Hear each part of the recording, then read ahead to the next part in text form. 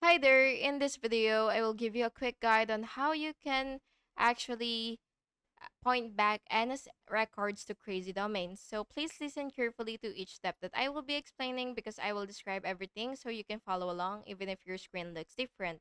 Before starting, make sure that you have the correct plan or version that supports this feature so you will have full access to everything you need.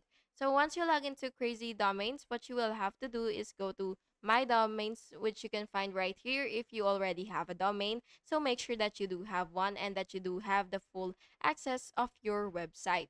And then once you see my domains, you will just have to select domain and then click DNS settings, and then you will see name servers. Enter crazy domains at default NS records and then just go click save.